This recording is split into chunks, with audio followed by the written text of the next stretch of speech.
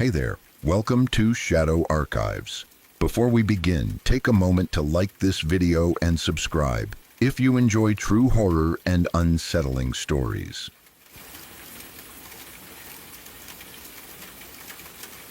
I'm talking about the kind of stories that aren't written in books or posted online for fun. I mean the real ones, the kind that live inside families, the ones whispered from one generation to the next, always spoken quietly, always carrying the same weight. These are the stories people don't like to explain too much. The ones they warn you about without telling you why. The ones that shape the rules you grow up with long before you understand what those rules even mean. I grew up hearing stories like that. My family is originally from West Virginia, deep in the Appalachian region, but I wasn't born there. My dad moved to Germany before I was born, so my childhood was split almost perfectly in half. Summers in the mountains with my grandparents, winters and school years in Germany. Two completely different worlds. Two completely different cultures, but both shaping me in ways I never fully understood until I got older. Germany is logical, organized, clean, straightforward. West Virginia? That land is old, wild, quiet, and full of stories that change with the wind. Even as a kid, I could feel the difference when we visited. In Germany, the woods felt like places for recreation. In West Virginia, the woods felt alive, not in a magical way, but in a watching way, like the hills paid attention, like they remembered things. My grandparents lived in a small house tucked down in a hollow, surrounded by steep ridges and thick forest. The kind of place where shadows stretch long and early, and the sun disappears behind the mountains before most people have even started thinking about making dinner. My grandpa always had a certain respect for the dark, a seriousness about it I didn't understand at the time. One evening when I was maybe 11 or 12, I remember trying to bring their old dog, Teddy, inside. It was only around 7 in the evening, late summer, the time of year when the light fades slow and warm. But my grandpa didn't want me going outside anymore once it got close to dark. He told me, after 6 p.m., you don't leave the house alone. And once the dark settles, you don't leave at all. I used to think he meant there were animals out there. Coyotes, bobcats, stray dogs, maybe even the occasional bear. I didn't question it much because most kids don't question the rules their grandparents set. But as I got older, I kept wondering. One day, I asked him straight out why we weren't supposed to go outside after dark.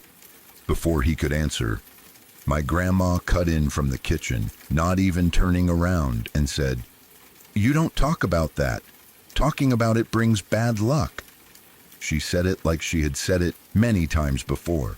Grandpa just gave a small shake of his head and muttered something about people around there who went out at night and never came back. Nothing more. When I pushed for details, he changed the subject. Every single time. It wasn't until I got older, maybe 16 or 17, when I started going out with him to cut wood, help with chores in the back acreage, or walk the hunting trails with him, that he finally started opening up, bit by bit. The woods were becoming a part of my life, too, and somehow he seemed to trust me more once I was old enough to understand that not everything is as simple as it seems. He told me the danger wasn't the woods. He said the danger was the things in the woods. He never called them creatures or animals or spirits. He always called them things. Like the word itself was the closest he could get without saying something he wasn't supposed to say. He said they watch you. He said they want you to stay. He said most of them aren't there to hurt people, but they have a way of confusing you, turning you around, making you walk in circles until you can't find your way back home.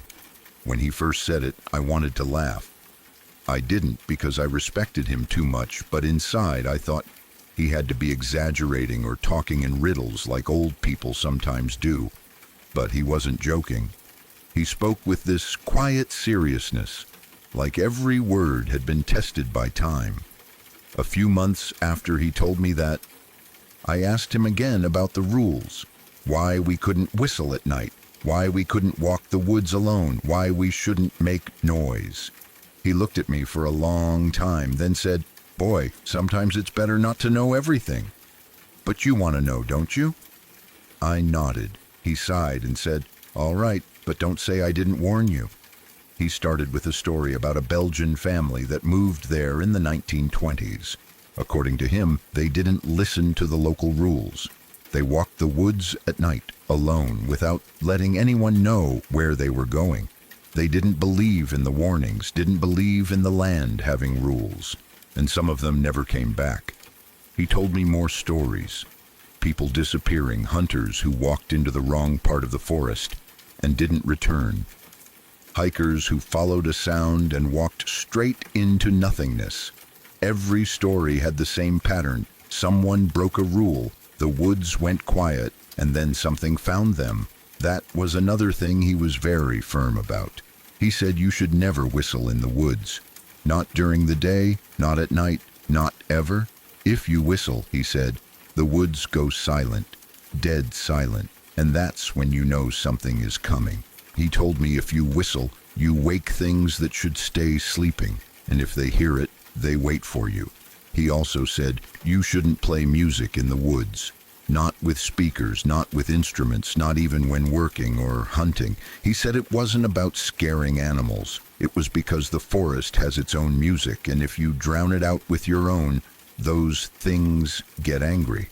Artificial noise, he said, chainsaws, engines, loud songs can attract them, not in a friendly way, in a territorial way. Then he told me about the cabins, all through the mountains, in the older, deeper parts of the woods. There are abandoned hunting cabins, tiny shacks from the 1800s or early 1900s. People don't go near them anymore. He said the cabins are empty, but something waits there. If you walk by, you hear footsteps, maybe whispers, but you won't see anything. He said those places act like traps. Not physical ones, but something worse. The woods want something from people who wander too close. The strange part is, he didn't believe in Hollywood monsters. If you asked him about Bigfoot, Mothman, or anything like that, he'd tell you it was all nonsense made by city folks who didn't understand real nature. But the things he talked about were different, older, quieter, less dramatic, but somehow more believable, because he spoke about them calmly, like he was telling the truth, not a story. And why would an 80-year-old man lie about something that brought fear into his own voice? The reason I believe him, at least partly, is because sometimes we found things we couldn't explain. Footprints around the backyard, near the woodcutting area, in places no animal should have been.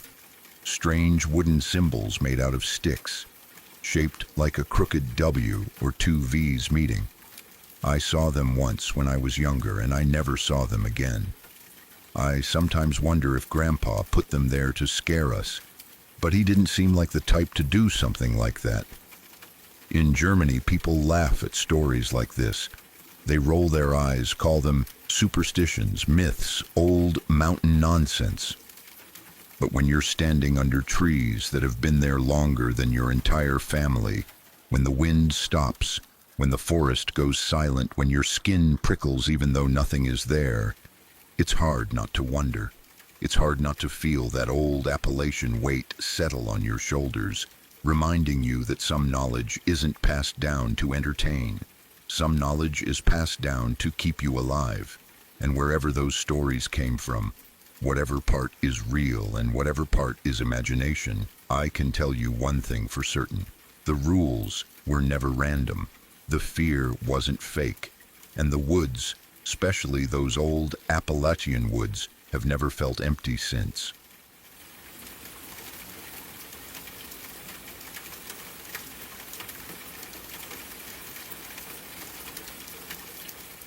My hunting partner and I reached our usual hunting and camping spot just as the last of the daylight was fading, sometime around 6:30 in the evening. We had been driving for nearly 6 hours straight, and even though we were exhausted, we were excited to be back at a place that had brought us good luck year after year.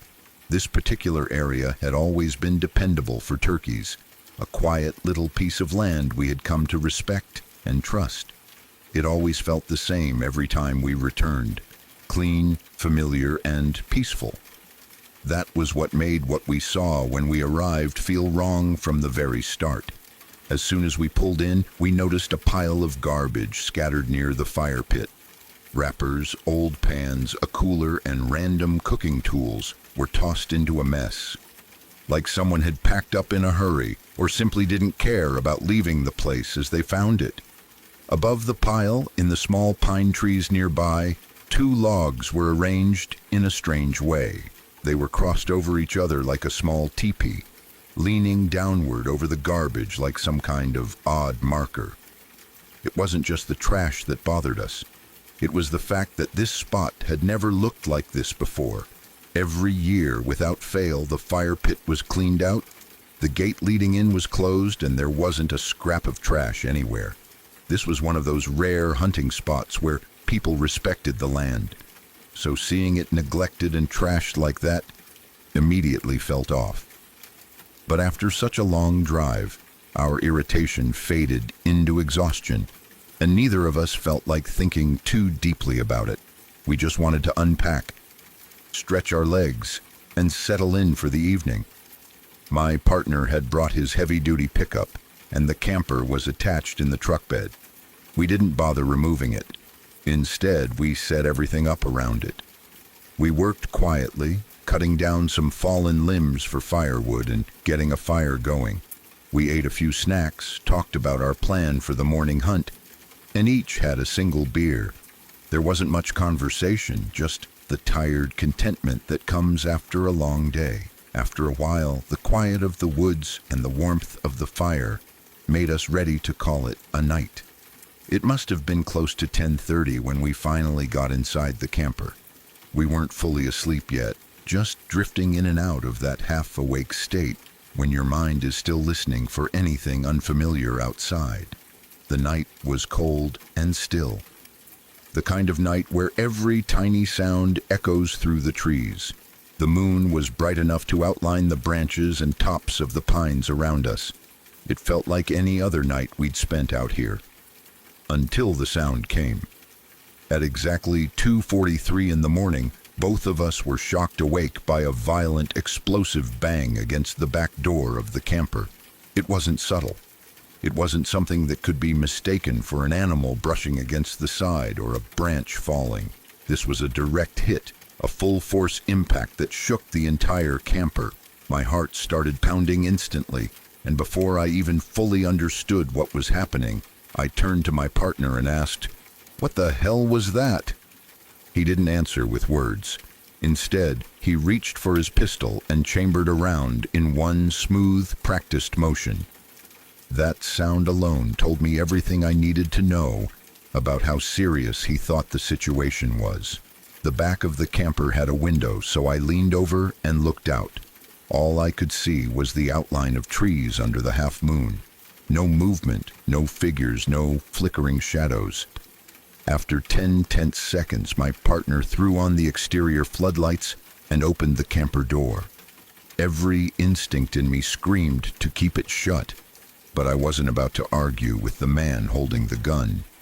Outside, everything looked exactly as it had when we went to sleep. No tracks, no marks on the camper, nothing out of place. It was quiet, too quiet. That was when we noticed that the blinds from the side window had fallen. They were lying halfway down, like they'd come loose, and in the shock and confusion, we convinced ourselves that maybe that was the noise we'd heard, even though deep down, both of us knew the blinds wouldn't have shaken the entire camper or made that kind of impact. But exhaustion and nerves can convince you of anything when it's pitch dark in the middle of nowhere. So we lay back down, trying to let sleep take over again, although neither of us really slept. We drifted lightly, too aware of every tiny sound. At dawn, around 5 in the morning, we headed out for the hunt. The cold morning air, the routine of walking through the land, we hoped it would clear our minds. But on the hike back to camp a few hours later, both of us kept thinking about what had happened. The morning light made everything feel safer, more manageable. But when we talked it through, we realized the truth. The blinds had fallen because of the bang, not the other way around. Something had hit the camper hard enough to shake it and make the blinds come off. Neither of us had even come close to recreating the sound when we tried hitting the sides of the camper ourselves. The closest we got was slamming our palms against the metal. Even then, it didn't match the force of what woke us. Whatever hit the camper had done it with strength far greater than a person casually slapping it. We looked for evidence again, dents, scratches, scuffs, anything. But the camper was clean. Not a single mark anywhere, not even on the roof. Something else bothered us too. The area was dead. There were no tracks anywhere around camp. No deer prints, no turkey scratches, not even the faint outline of a raccoon. We weren't inexperienced hunters. This place had always been alive with movement. White-tailed deer, the occasional moose, coyotes passing through, wolves far off in the distance. This spot always had signs of animals, always. But that day the land was silent. The woods felt empty in a way I had never experienced before. We saw nothing. Not a single turkey call, not even the chirp of a bird. It felt wrong. By that point, we started ruling out possibilities. A bear? No. Bears rip open coolers, dig through garbage, and take food when it's easy. The abandoned garbage pile from the previous campers was untouched. The cooler filled with snacks and drinks was untouched too. If a bear had come into camp, it wouldn't ignore food in favor of slamming the back door of a camper. A deer? Impossible. A cougar or wolf? They don't behave that way. And they sure don't hit solid metal with enough force to shake an entire vehicle. And they would have left tracks. Even a moose would have left something behind. Hoof marks, signs of scraping or movement. But there was nothing. We even considered the possibility of another person. Maybe someone messing with the camper or a drunk wanderer from another campsite. But it didn't make sense. No one approaches a camper in the middle of hunting season and slams the door, knowing full well the people inside might have firearms and be ready to use them. And if it had been someone intending to steal, why leave everything? Coolers, chairs, totes, everything valuable was untouched. The more we talked, the heavier the feeling became. Something had hit the camper. Something strong, intelligent, and deliberate. Something that didn't leave marks. Something that didn't walk in on tracks. Something that had no interest in food or stealing. That was when the thought we had been avoiding finally came up. What if it wasn't an animal we're familiar with at all? We had both heard stories. Stories from other hunters. Stories from people who lived in the wilderness year-round. Stories that no one wanted to admit they believed. Stories about something tall, strong, and territorial. Something that didn't want people in its hunting area. Something that used intimidation to warn you away. We didn't want to jump to conclusions, but there were signs. The untouched food. The dead silence in the woods. The abandoned garbage left by the previous campers like they had left in a hurry. The crossed logs leaning over the trash like a marker or warning. The force of that blow against the camper. The lack of tracks. The overwhelming feeling that the land was wrong that night. We didn't say it outright at first, but eventually we admitted the possibility to each other. Maybe it was a Sasquatch, maybe more than one. Maybe they had been in the area that night, and maybe they didn't want us there. I'm not saying that's definitely what happened, but every logical explanation failed. And the truth is, whatever slammed that camper door was stronger than any person, more precise than any animal, and quiet enough to vanish without leaving a single sign behind. We didn't experience anything else the following night. And when we left on Thursday morning, both of us felt the same strange mix of relief and frustration. Relief because the woods felt normal again. Frustration because we still didn't have clear answers. What I do know is that something was out there that night. Something strong, something fast, something that wanted us gone. and deep down, neither of us believes it was a bear, a person, or anything we see in the daylight.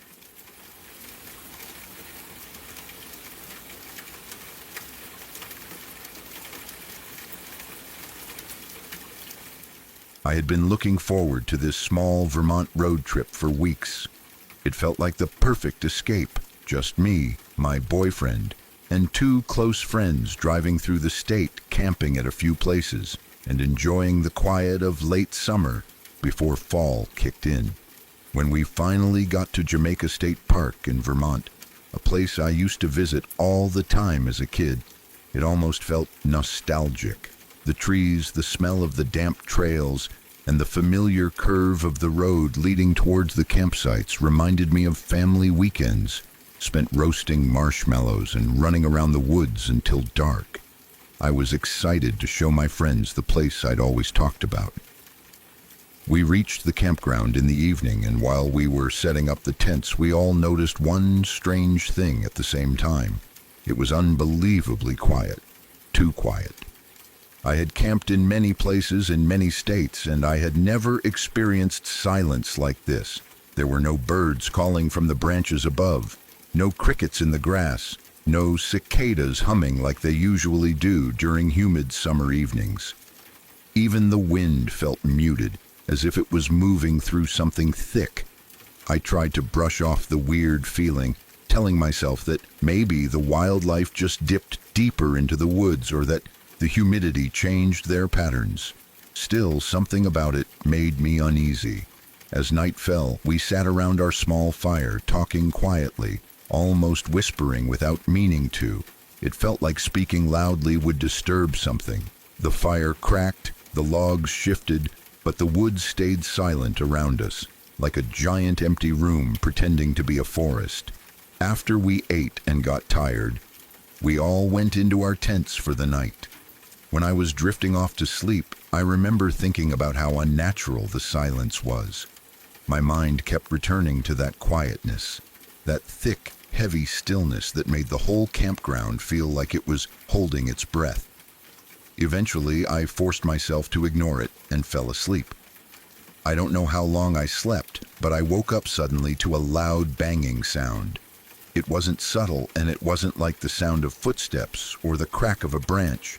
It was a deep, metallic clang, like someone hitting a heavy metal pan or drum with force. The sound came from the road near our tent, close enough that I could feel it in my chest. The campground was shaped like a loop, and the sound seemed to travel along that path, as though someone or something was walking the loop while hitting something at a slow, steady rhythm. There were no footsteps, no crunching leaves, and no shuffling of clothing or breathing that I could hear. Whenever someone walked toward the bathroom at night, you could easily hear them on the gravel or the wooden path. But with this sound, the only thing I could hear was the metal-like bang that echoed in intervals. About every 5 seconds, it continued that way. Same beat, same force, same rhythm.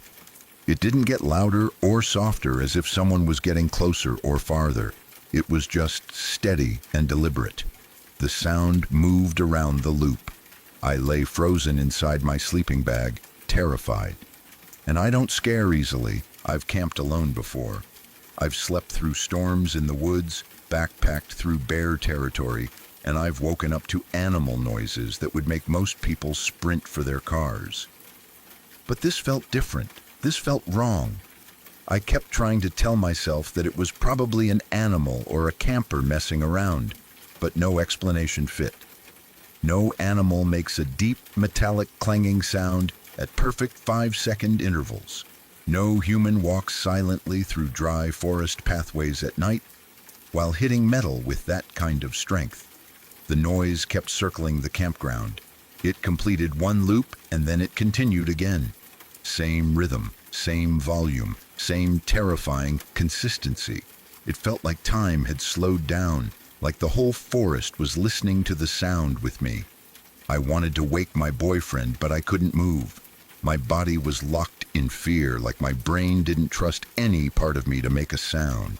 The sound lasted around 20 minutes.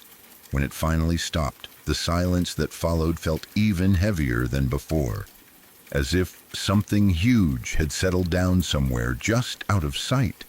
Eventually, after what felt like another hour of being frozen, I fell asleep again. In the morning, the first thing I did was ask everyone if they had heard it. Two of my friends said no, that they slept straight through the night. But one friend, the same friend who had been sleeping in a tent a little closer to the road, said yes. He had heard the entire thing. He described it exactly the way I had. The deep metallic clanging, the slow rhythm, the circling path around the campground.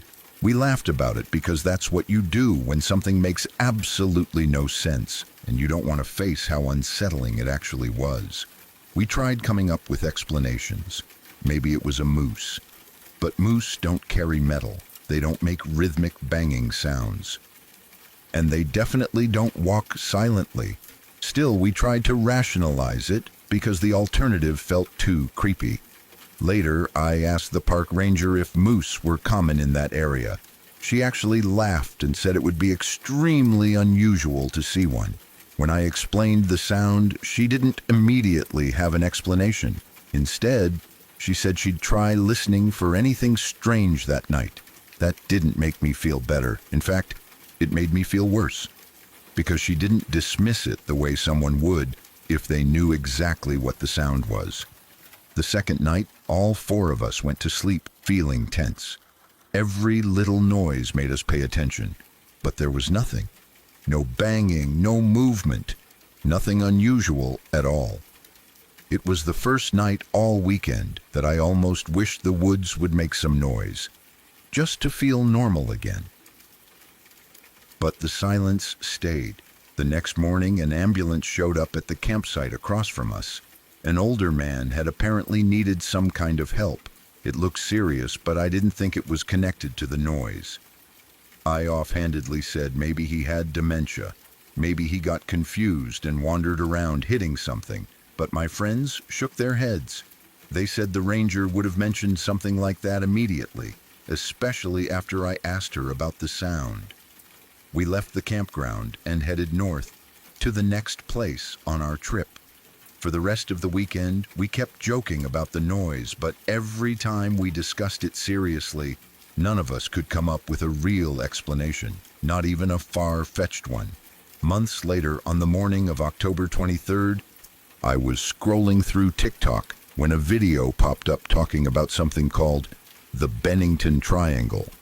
I normally don't believe in paranormal things or conspiracy theories, so I wasn't looking for anything spooky. But out of curiosity, I looked into the location. My stomach dropped when I realized that the campground we stayed at in August was just outside that area. When I searched more about it, the stories shocked me. People had been reporting strange sounds, especially rhythmic noises, metallic bangs, and weird looping-like patterns heard late at night. Some described the exact same type of silence we heard. The suffocating quietness, the absence of animals, the strange feeling of being watched or listened to. Finding those stories didn't make me feel better. In fact, it made everything worse because the more I read, the more it matched what we had experienced. I still want to believe there's a logical explanation. I want someone to tell me it was a maintenance worker, a strange piece of equipment, or some weird acoustic effect bouncing around the road. Anything that makes sense. That's why I've been asking around, hoping someone can give me a real, grounded explanation. I don't want to believe it was something supernatural, and I'm not the kind of person who gets pulled into ghost stories. But that noise, those 20 minutes of steady metallic banging in the middle of a silent forest, has never left my mind. I can still hear it if I think about it too long. Every part of me wants a simple answer, but a small part of me wonders if sometimes, in certain places, not everything can be explained. Sorry to interrupt. If you're new here, I'd appreciate it if you subscribe to Shadow Archives for daily true horror content that will haunt your dreams and keep you wondering what lurks in the shadows. And don't forget to tap the notification bell so you never miss a new story when the darkness calls out to you.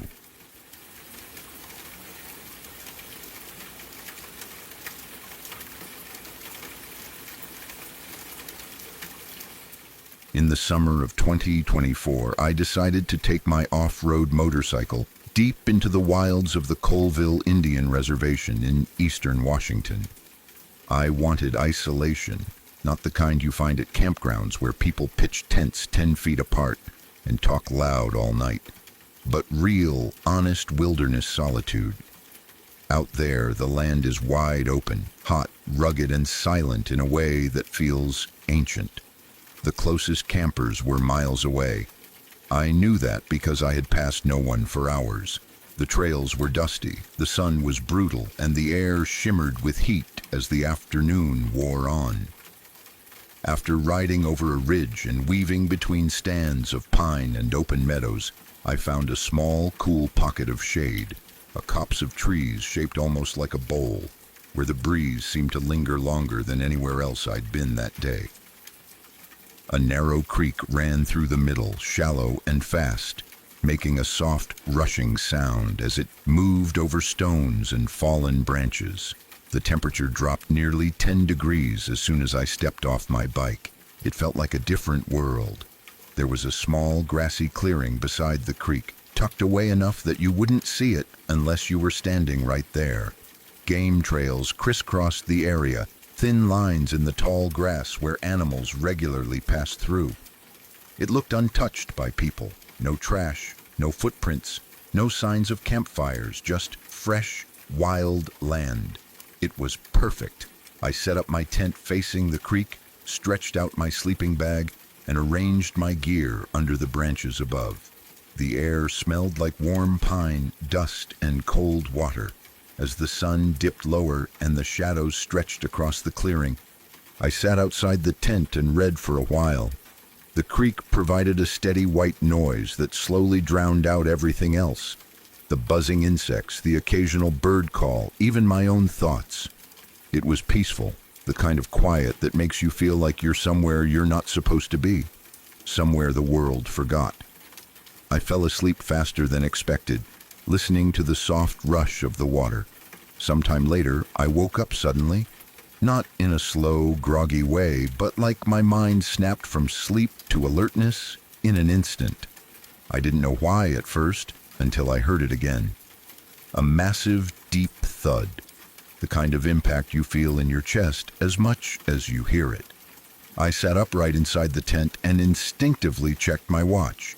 It read 12:14 a.m. Even half awake, something in me knew the time mattered. I lay completely still, waiting for another sound. For a moment, the only thing I heard was the creek, until I didn't. The constant white noise of the water was interrupted by splashing, small at first, then heavier, like something big was moving through it. I didn't unzip the tent. I didn't even breathe loudly. The opening faced the opposite direction from where the sounds were coming from, and every bit of instinct I had told me to stay quiet and stay put. I listened with every part of me. I heard another splash, then the gentle sound of something lowering its weight, like a living creature kneeling onto damp earth. Then came the sigh. It wasn't a human sigh. It wasn't tired or annoyed. It was deep and heavy, like a long exhale from lungs much larger than mine. A sound from something big enough that you don't want to imagine standing face to face with it. After that, there were footsteps. Slow, deliberate steps moving away from the creek and up the hill behind my camp. Whatever it was, didn't rush. It didn't run. It walked with the confidence of something that didn't fear anything else in those woods. Eventually, the footsteps faded. I stayed completely still, listening until the creek became the only sound again. It took a long time for my breathing to return to normal. Every small noise outside felt amplified, and every second that passed felt like an hour. I didn't sleep again until the light finally changed in the tent, and I could hear birds waking up. In the morning, the memory of the night felt almost unreal until I stepped out of the tent. The air was already warming fast. By midday, the temperatures would climb past 100 degrees again. That was why the ground everywhere around me was firm, packed, and hard. But near the edge of the creek, where the water had soaked into the soil, the ground softened just enough to show impressions. That was where I saw it. A single print, huge, deep, heavy. The shape was unmistakable. It wasn't round like a hoof, not narrow like a deer's step, not shaped like a paw. It looked like a heel, an enormous one. My own size 12 camp shoe fit inside it easily, with room to spare. I crouched beside it, staring, trying to convince myself I was seeing it wrong. Maybe I had made it the day before without realizing it. Maybe it was a trick of the mud. Maybe something about the lighting made it look larger. So I tested it. I stood right next to it in the softest part of the ground and pressed my full weight down. 200 pounds of me sank less than a quarter inch into the mud. But the print beside me, the one I hadn't noticed the day before, sank down more than an inch, maybe closer to 2. Whatever made it was significantly heavier than I was. Something else caught my attention. There were no toes, nothing in front of the arch, just a heel. A long, deep heel impression, like something had knelt or leaned heavily while drinking from the creek, and the ground around it showed no other prints. Not mine, not an animal's, not anything walking on 2 or 4 legs. Just that single, heavy mark, a silent signature of something that had been there. I checked again to see if maybe it was from my motorcycle boots, but the heel on my boots had a very distinct shape, and this impression didn't match it. My boots would have left a defined heel edge, tread marks, something identifiable. This print had none of that. It was smooth, wide, heavy. I looked around for more signs, broken branches, disturbed rocks, bent grass. But aside from that one heel print, the area looked exactly the same as it had the day before. Even the splashing I had heard during the night left no marks I could confidently identify. As I stood there in the morning light, thinking through every detail, something inside me shifted. A part of me I'd always considered rational, the part that insisted there was always a normal explanation, no matter how strange things seemed, ran out of answers. I thought back to the thud in the night, the sigh, the footsteps moving up the hill, the absence of wind at the moment the sound woke me. I replayed the way the creek had gone quiet, interrupted only by splashes. I thought about how isolated I was, miles from any other campers, any roads, any people. And for the first time, the only explanation that made sense was the one I would normally never jump to. A very large animal had come down the hill, walked directly into my camp, drank from the creek, and walked away. And the size, weight, and behavior didn't match anything I knew. No bear, no moose, no elk, no cougar. Something else had been there, something big enough to leave a print like that, something heavy enough to shake the ground when it arrived, something intelligent enough to move quietly and disappear without leaving a trail. Standing above the creek with the cool breeze brushing the back of my neck, the truth felt simple and strangely calm. I believe it was a Sasquatch. Nothing else fits. Not the sound, not the sigh. Not the weight, not the isolated print, not the silence afterward. For years I had heard stories about sightings in the Pacific Northwest, about people who claimed to see something massive and silent in the forests. But I never expected to have any experience of my own. I came out to the reservation to enjoy a quiet night of camping, not expecting anything more than a peaceful morning ride. But now, when I think back to that night, I know what I felt wasn't fear born from imagination. It was the instinctive, quiet fear that something big, something unknown, was standing only feet away from me. I still go camping. I still ride. But whenever I find a spot that feels too quiet, too cool, too untouched by anything human, I remember that thud. I remember that sigh. I remember the heel print by the water. And a part of me still wonders if that wasn't the first time something had passed through that clearing, or the last.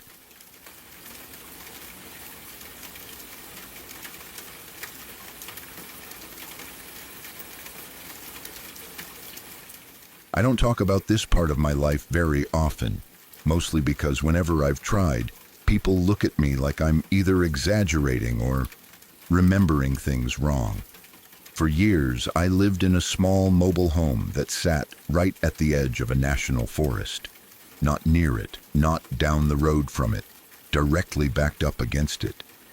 The trees started only a few steps from my porch, tall pines and thick brush forming a wall of green that seemed to breathe with the wind. It was quiet out there, and for a long time, I thought that quiet was a blessing. Nights were always the most peaceful. I'd step outside to smoke a cigarette, and the sounds of the woods were like background music. Crickets, frogs, the low hoot of an owl somewhere deep in the trees. It was familiar and comforting. Even on nights when the air felt heavy or the clouds blocked the moon, I felt safe out there. The darkness didn't bother me because it never felt empty. The forest had life in it. It had movement. It had sound. And when you live alone that close to nature, those sounds almost feel like company. But everything changed one night. I remember it clearly, every detail, because it was the first moment I felt something in that place shift. Like the world, or whatever was living in it, suddenly turned its attention toward me. I stepped outside like I always did, cigarette in hand, thinking about work and money and all the ordinary problems that fill up a person's mind. The night looked normal. The air was warm. The forest sounded the same as always. But then, without any warning at all, a huge light appeared between the trees. At first I thought maybe someone was out there with a flashlight, but it was far too big and far too bright. Then I thought maybe it was the headlights of a truck, but it wasn't moving and it wasn't shaped like headlights. The light wasn't coming from an object pointed at me. The light itself was the object. It was flat and circular, hanging in the air like a glowing disc turned on its side. It reminded me of a giant coin, smooth, perfect, and impossibly bright, floating in the middle of the forest. And it was huge. As wide as my entire mobile home, maybe wider. It didn't touch the ground or hang from the branches. It hovered right in the middle of everything, silent and still. There was no sound, no engine, no humming, nothing. Just that blinding, white light cutting through the trees and lighting up everything like someone had switched on daylight for a few seconds. I stared at it, not moving, not breathing, not sure if I should run or yell or go inside. And just when I felt like my brain was starting to catch up with what I was seeing, it vanished. Not faded, not moved. Vanished. Like someone flipped a switch and erased it from the world. And the second it disappeared, the forest went dead silent. The silence was worse than the light. The silence didn't feel natural. It felt like the woods themselves were holding their breath, like everything knew something I didn't. I didn't hear a single cricket or frog or owl, not even the wind. It was like someone had taken the sound out of the air. I backed into the house slowly, closed the door without making noise, and sat down trying to figure out whether what I saw had been real. I kept telling myself maybe it was some weird reflection or some kind of drone, or maybe I was tired and imagined it. But deep down, I knew I hadn't imagined anything. I went to bed eventually, but I slept restlessly. At some point that night, I had a dream. It felt real enough that even now I'm not completely sure it wasn't something more than a dream. In it, I woke up in the middle of the night and walked to the back of the house. When I reached the sliding glass door that opened to the small wooden porch, I saw a coyote sitting there. It wasn't growling or pacing or acting like a normal wild animal. It was just sitting perfectly still, staring at me through the glass. Its eyes didn't look angry or hungry. They just looked aware, like it recognized me. Like it was waiting for me. We stayed like that in the dream, just staring at each other, and even though nothing moved, I felt this pressure in my chest, like something was wrong. The next morning, when the sun was barely rising behind the trees, I stepped outside to have a cigarette before work, and there, Sitting on my back porch in the exact same spot from the dream was the coyote. Same position, same stillness, same silent staring. It didn't look scared of me or curious. It just looked at me as if it had been expecting me to come outside. After a few seconds, it turned its head, stood up, and trotted back into the trees without making a sound. I had never seen a coyote in my entire time living out there. I didn't even know they were in that area, but the timing, the dream, the way it appeared right where I had seen it in my sleep, it made something deep inside me twist uncomfortably. After that morning, everything felt different. The peacefulness I used to feel at night changed into something else. The air felt heavier. My house felt smaller, like it was too close to something I couldn't see. Even when the forest made noise, it didn't sound the same. Sometimes I'd go outside and feel like I was being watched, even when there was nothing there. Other times the silence would fall again, sudden and complete, just like the night the light appeared. That silence didn't feel empty. It felt crowded, like something was standing right behind it. I tried to ignore it for a while. I tried telling myself it was stress, or lack of sleep, or just my imagination playing tricks on me. But then came the night I still don't like to think about. The night that made me leave that place for good. I woke up in the middle of the night with a feeling I can't fully explain. It wasn't a sound that woke me. It wasn't a nightmare. It was the feeling of being touched. At first I thought maybe I was dreaming again, but I wasn't. I was fully awake. My eyes were open. I was looking at my ceiling, and something was on top of me. I couldn't see it, but I could feel it. The pressure on my chest, the weight on my arms, the sense that something was leaning over me. It wasn't human. I don't know how I knew that, but the feeling was instant and overwhelming. I tried to move, but I couldn't. My body wouldn't respond. I tried to speak, tried to shout, but no sound came out. I could feel my own heartbeat racing, feel the air stuck in my throat, feel every inch of pressure as if invisible hands were holding me down. It wasn't like sleep paralysis. I've had that before. This felt physical, external, real. It felt like someone was there, touching me, forcing me to stay still. The room felt thick, like the air had weight to it. For a moment I thought I was going to pass out. I don't know how long it lasted. Maybe a minute, maybe 5. But eventually, the weight lifted. It didn't drift off or fade away. It lifted quickly, like something stood up or stepped back. And the moment it did, I could breathe again. I rolled onto my side, shaking, drenched in sweat, my heart pounding so hard I could hear it in my ears. I didn't sleep the rest of the night. I kept every light on until morning. I didn't even move from my bed except to sit up and stare at the doorway, waiting for something to come through it. Nothing did, but that didn't make me feel any better. After that night, I made plans to leave. I didn't tell anyone why. I didn't want anyone telling me it was stress or imagination or some dreamlike state. I didn't want to be laughed at or brushed off. I knew what I experienced, and I knew something had changed in that place after the light appeared. Maybe something came with it. Maybe something woke up. Maybe something noticed me. I lived in a new place afterward, far from the forest, far from the silence. But sometimes, even years later, I'll step outside at night and the world will suddenly go quiet in that same heavy way. No crickets, no wind, no distant animals, just that thick, unnatural silence that makes the hairs on my arms rise. And every time it happens, I feel that same pressure in my chest, that same awareness that something is close, even if I can't see it. I don't know what the light was. I don't know why the coyote appeared. I don't know what touched me or held me down that night. But I know it wasn't nothing. I know it wasn't a dream. And I know I haven't been the same person since that night.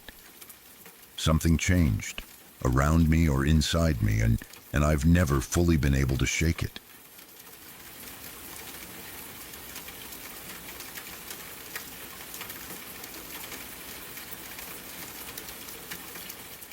When I was growing up, there was a man named Joe who was close to my family. He wasn't the type of person who told ghost stories or made things up for attention.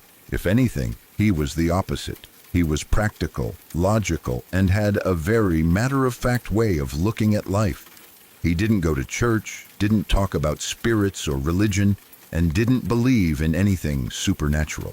In his mind, the world was simple. What you could see was real, and everything else was nonsense.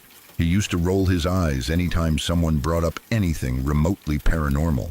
That's why, when he finally opened up about what happened to him at the lake house, it shook everyone who knew him. There was something in the way he talked about it, the fear, the confusion, the way he couldn't explain what happened, that made the whole thing impossible to laugh off. Even as kids, we could tell he wasn't joking. His voice changed when he talked about that night. His face changed. Something in him was different afterward. But the story really starts before that night, back when he and his wife bought a piece of land on the lake. They had always dreamed of having a place out there. The lake was quiet, surrounded by thick woods and long gravel roads that wound around the water. The land they bought wasn't fancy. No house, no hookups, no road leading straight to it, just trees, dirt, and the promise of something beautiful. They spent everything they had saved buying it. Every paycheck, every bonus, every bit of extra money went into their dream. They worked on the house every single weekend, sometimes dragging friends or family members along to help with heavy projects. It wasn't easy. Some weekends they worked until their backs hurt so badly they could barely sit in the truck on the drive home. Other weekends they argued about details, measurements, plumbing, wiring, or the cost of materials. But they pushed through. They wanted that house more than anything. It was supposed to be their forever place, their escape from town, their peace. And eventually, after months of building and sweating and saving, the lake house was finished. It wasn't huge or luxurious, but it was theirs, and it was beautiful. You could stand on the porch and see the water glimmering through the trees. You could hear the wind moving across the lake at night. They were proud of it. Everyone was proud of them. That's why what happened next was so disturbing. Within the very first month of staying there, everything changed. Joe told the story the same way every time, and he never added anything extra or tried to make it sound dramatic. He wasn't like that. If anything, he downplayed it. But his wife, on the other hand, filled in the parts he didn't remember, the parts he was too terrified to say out loud. According to him, the night started off normally. They had worked on a small project earlier that day, something simple like installing shelves or fixing trim, and by nighttime they were tired. They went to bed like usual. Nothing strange happened before they fell asleep.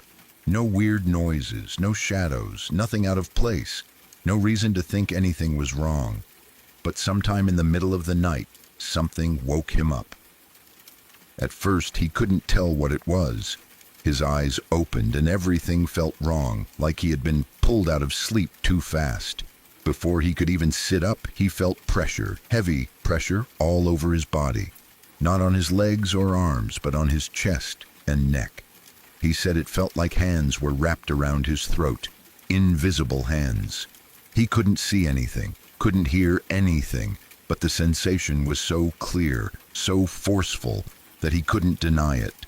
Something was choking him. He tried to move, but couldn't. His arms worked, but nothing else did. His voice wouldn't come out. His legs wouldn't move.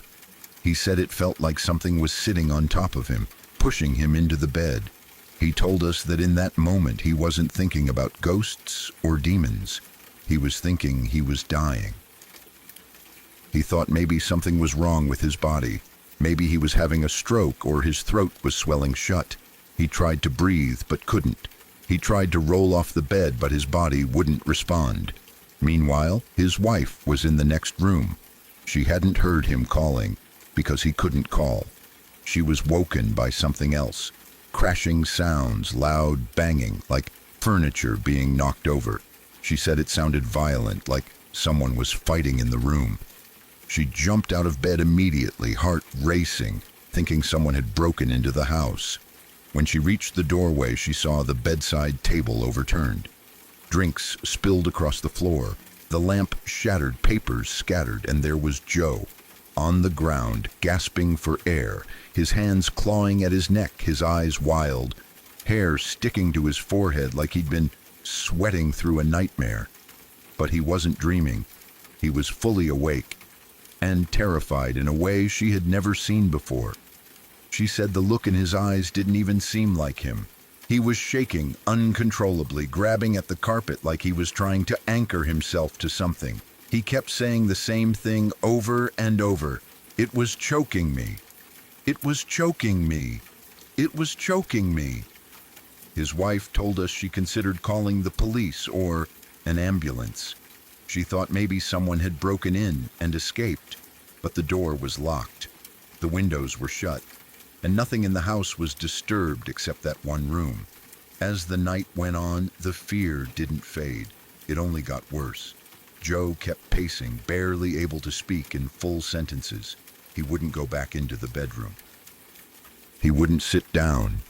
He kept touching his neck, almost like he could still feel fingers on it. And the next morning, the bruises appeared. Dark, fingertip-shaped bruises around his throat. His wife showed them to people. She was angry because she didn't know what to do. She didn't understand what happened, but she knew what she saw, and she saw something leave marks on her husband that he couldn't have done to himself. Not in that pattern, not in that shape. Joe refused to sleep in that house ever again. Everyone thought he would calm down eventually. He was a rational man. He wasn't superstitious. He wasn't afraid of the dark. But he wouldn't even step foot inside after sunset. Not once. Not ever. He would go out to the lake property during the day for a project or two, but the second the sky started to dim, he was in the truck and driving away. Sometimes he didn't even turn off the tools, just left them on the table and said he'd come back the next morning. He took their home in town off the market without discussing it. His wife was furious. This lake house had been their dream. They were supposed to live there permanently.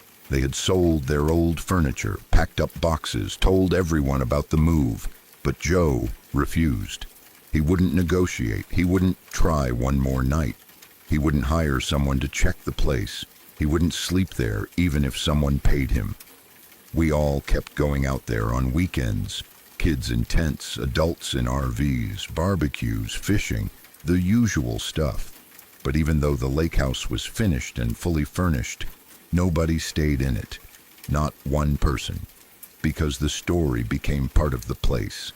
Even as kids, whenever we passed the front door or the bedroom window, we'd walk faster. We could never shake the feeling that something was still inside. Something that had been there long before Joe ever built the house. Something that didn't want him there. Joe eventually stopped going to the lake entirely. At first he claimed he was too busy.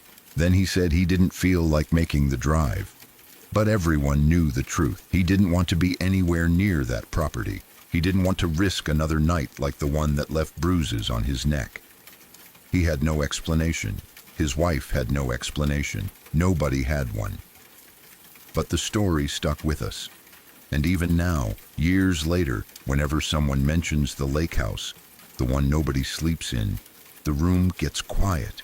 Nobody laughs. Nobody brushes it off. Because none of us ever forgot the look on Joe's face when he talked about that night. And none of us ever forgot what he said the last time he told the story. "I don't know what choked me," he said. "But whatever it wasn't human."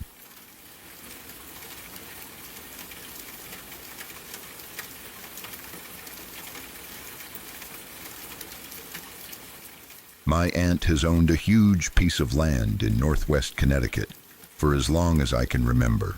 It's over 100 acres, most of it untouched woodland, thick with tall trees and winding creeks, the kind of quiet wilderness you don't see much anymore.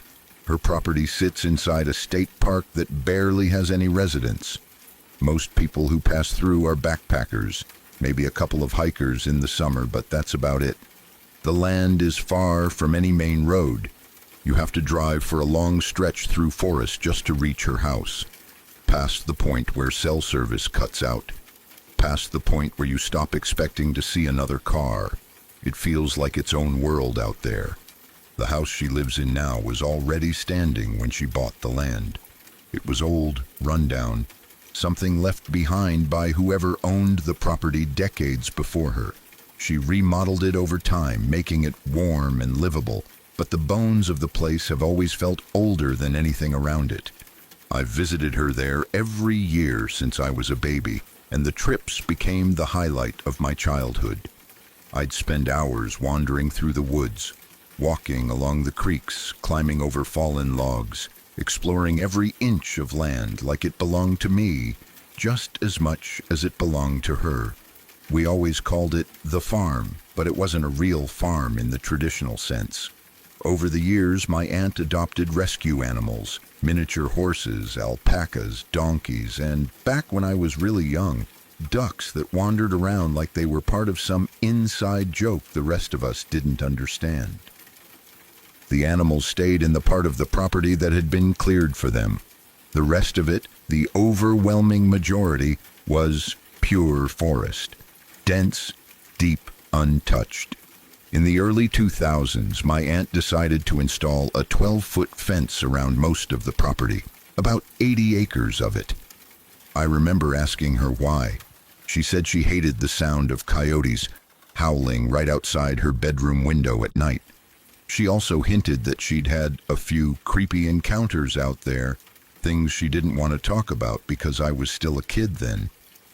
She lived alone, so I understood why she wanted some kind of barrier between her and the woods.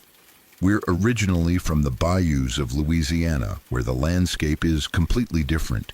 Moving into deep New England woods must have felt like stepping into a new world.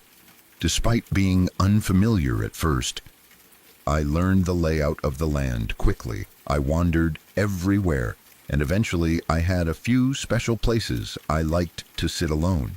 My favorite spot was on top of a small foothill deep in the woods, the furthest corner of the cleared pasture, where the trees grew taller and the light filtered in like a green haze. I went there so often that a small path formed from my footsteps. I'd bring my cousins up there, showing them what felt like my own private piece of the forest. In 2008, when I was around 10, I took my friend Alex with me on our usual summer trip. She had visited the farm with me before, so she knew her way around a little. One day we hiked out to my favorite spot, just the two of us. I remember sitting beside her under the trees, listening to Katy Perry on our iPod touches, playing Doodle Jump and laughing about absolutely nothing. We were half in the woods and half in the digital world, trying to decide if we were outdoorsy kids or tech-obsessed kids, probably both. But then something shifted. It wasn't a noise or a sudden movement, it was a feeling. A pressure in the air, like the entire forest inhaled and never let the breath out. The breeze stopped. The birds stopped. The insects stopped. Everything went still in a way that didn't feel natural. I paused the music and looked at Alex. She was already staring at me, her eyes wide, her face pale. She didn't have to say anything. I could tell she felt the same exact thing. We sat there silently for a long moment, listening, waiting for even one normal sound. A bird call, a buzzing fly, leaves rustling. But the woods stayed frozen. I remember thinking it felt like something was watching us, like something had stepped into the forest and the forest itself was holding still to avoid drawing attention to itself. Then came the footsteps. They were faint at first, only a muffled rhythm moving through the brush. But within seconds the sound became clear, heavy weight stepping on dry leaves, moving toward us from a deep below the foothill. The incline on that side was steep, covered in branches, rocks, thick undergrowth. Even as a kid, I knew it was impossible for a person to climb that fast or that smoothly, But whatever it was coming up toward us with long, confident strides. "Do you hear that?" I whispered. Alex didn't even speak. She just nodded, her lower lip trembling. "It sounds like footsteps." Another nod, quicker this time, like she already knew but didn't want to believe it. I grabbed her hand and we ran. We didn't scream. We didn't look back. We just tore down the hill, through the path I had made with my childhood wanderings. I was terrified of tripping, terrified of losing my grip on her hand, terrified of feeling hot breath or hearing something just inches behind us. We didn't stop until the house came into view, and even then we didn't slow down. We kept running until we were on the porch, bent over and out of breath. We didn't tell anyone right away. It felt too strange to put into words, too surreal to admit out loud. We were 10-year-olds, scared out of our minds, but too confused to process it fully. The next day, curiosity and childhood stupidity convinced us to go back and check. Alex didn't want to. Her face was pale when I suggested it, but eventually she agreed to come if we stayed together the entire time. We walked back to the spot slowly, scanning the ground, the trees, everything. We saw nothing. No footprints, no broken branches, no obvious path where something could have moved so effortlessly through the thick slope. I slid a little way down to check, but the fear hit me again. That same sense of something unseen. I scrambled back up before I reached the bottom. We sat again, trying to pretend nothing had happened. We turned the music back on, played games, talked, laughed, and slowly we started to feel normal again. Then it happened again. The stillness fell a second time, sharper and heavier than before. Like the forest didn't just go quiet, it shut itself off. A dead silence, an unnatural pause. The footsteps started almost immediately this time, faster, closer, coming from the right, where the trees were darker and the climb was easier. The sound was moving directly toward us, and it was coming quick. I didn't wait. I didn't ask Alex anything. I didn't even look back. I grabbed her hand again and sprinted down the path, crashing through branches, tripping over roots, nearly dragging her behind me. The footsteps were close. Too close. They moved in a way no deer or bear ever could. Stronger, deliberate, almost human, but wrong. We didn't stop running until we reached the house again. That was the first strange encounter I ever had in those woods, but not the last. Years later, on another summer visit, something happened that still plays in my mind whenever I think about those woods. I was sleeping in the living room with my mom. The room had huge windows and glass doors looking out into the forest. Beautiful during the day, terrifying at night. I couldn't sleep.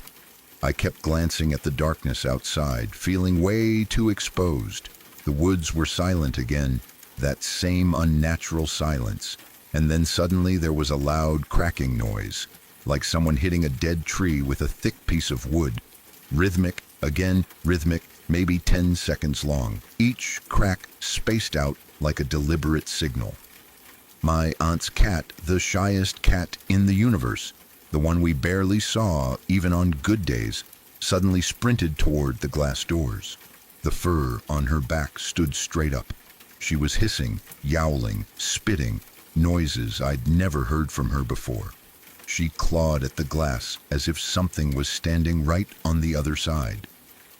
But no matter how hard I tried to see past the reflection, the woods were pitch black. Nothing visible. Only the cat's reflection and her violent reaction, and that same suffocating fear. Even now, years later, whenever I'm in any forest, I think about those footsteps, that silence, that unseen presence in the woods that moved like a person but wasn't one. I still wonder what it was, and I still don't have an answer.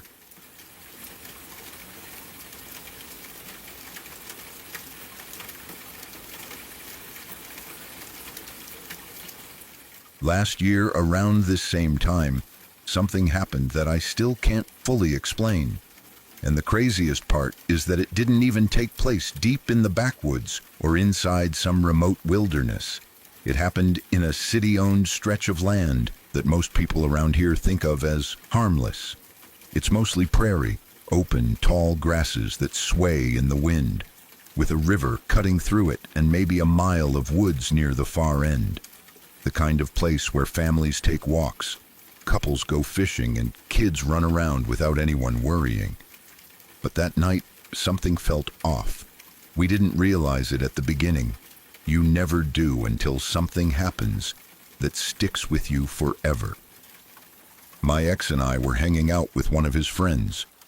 The friend was way older than us, a couple decades. Kind of like the laid-back adult who still jokes around like a teenager. We were all in that goofy, chaotic mood where everything feels funny, and none of us were taking anything seriously. I don't know why we decided to start doing fake Indian war calls in the woods. Just loud, ridiculous screaming, echoing through the trees. At the time, it felt stupid and harmless, like the kind of thing you do just to mess around. We must have been loud, though, loud enough that our voices bounced back from the trees and traveled across the prairie. Loud enough that something, somewhere, might have heard us. After a while, my ex's friend said he was heading back to the car. He wasn't mad or anything. He just didn't want to hike around the woods anymore. My ex and I felt like exploring a bit more, so we stayed behind.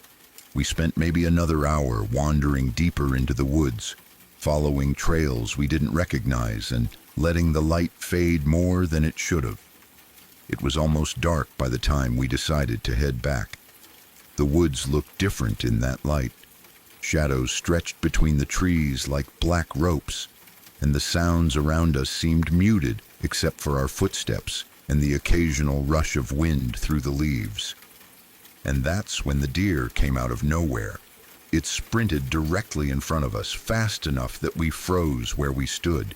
It leapt over a fallen tree that was way too tall for any normal deer to clear that smoothly. It was almost like something had been chasing it, or like it was trying to get away from something behind us. We barely had time to process what we'd just seen when we heard it. Our exact scream call echoing through the woods. The same pitch we used, the same rhythm, the same ridiculous noise, repeated perfectly as if something had recorded us earlier. My ex and I whipped around at the same time. The sound was too close, too exact, too familiar. We thought it had to be his friend messing with us. There was no other explanation that made sense. So we shouted, "Hey, that's not funny, come out," and called his friend's name. Nothing, no footsteps, no laughter, no rustling in the trees, no gotcha, nothing. We called again, louder this time, convinced he would pop out somewhere behind the brush. Still nothing, so we pulled out our phones and called him, thinking at the very least we'd hear his ringtone back in the woods. The phone rang, but the woods stayed silent. No ringtone, no vibration, no movement. That's when my ex and I looked at each other, and both of us had that sinking feeling, the kind where your body realizes before your brain does that you're not safe. We sped up, walking faster toward the prairie. Every time we looked back, the shadows between the trees seemed to shift. The woods behind us felt too quiet, too watchful. When we finally stepped out of the tree line and into the open prairie, the relief hit for a split second. At least we weren't surrounded anymore, but the feeling of being followed didn't go away. If anything, it got worse. We kept turning around to check behind us, and on one of those glances, I saw something near the river. At first, I thought it was nothing, just a shape near the water. But then it moved slightly, or maybe my brain caught up with what I was seeing. It looked like a shadowy figure. The shape reminded me of someone extremely overweight, crouched down as if fishing, but the proportions were wrong, way off. It was too wide, too dark, too still, like it didn't breathe, like it wasn't made of skin and bone. I didn't say anything at first. I thought my eyes were playing tricks on me. The mind fills in blanks when things get dark. I told myself it was just a rock or a log. or maybe a cluster of brush shaped weirdly in the dim light. We walked faster. A minute later, my ex said, "Hey, I don't want to freak you out, but I think I see something behind us." I stopped walking without meaning to. My heart dropped. I turned to him slowly. My exact words were, "Oh, you see it too." We stared at each other for one breath, one long, terrified breath, before we broke into a dead sprint. No talking, no looking around, just running as fast as humanly possible through the open prairie, hearts pounding, lungs burning, the cold spring air slicing through our panic. We didn't even stay on the right trail. We missed the turn completely and ended up on the town's bike path that cuts through the edge of the woods near the rich people's houses. Even though it was farther from the car, even though the bike path was darker and narrower, it still felt safer than that open field where something could easily follow us. We tried calling his friend again and again. He didn't answer. 5 calls, 6 calls, no pickup. Finally, he answered with the most casual voice in the world, like nothing was wrong. We asked him where he was. He said he was in the car, talking to his baby mama the whole time, wondering why we kept calling him. That was the moment everything sank in. Whatever we saw in the woods, whatever repeated our voice, it wasn't him. We told him we thought we saw something and were completely freaked out. He offered to walk toward us, still calm as ever, probably thinking we were overreacting. When he walked up to us on the bike path, my ex and I were pale, shaking, breathless, covered in sweat. And he just strolled up like he was meeting us for lunch. We got back in the car and told him exactly what we'd seen. He barely reacted, still too caught up in whatever drama he had going on with his baby mama. But my ex and I looked at each other over and over again during that drive, whispering the same thing. That was not him. That wasn't human. Something else was out there. I can't explain what we saw. I don't know what mimicked our voices or followed us out of the tree line. This area has a heavy indigenous history, but not the kind associated with SW legends. But the weirdest part? When we later looked up recordings of SW calls online, the sound was eerily similar to the scream we'd been making in the woods. I don't know what was in those trees with us that night, but I know it wasn't our friend.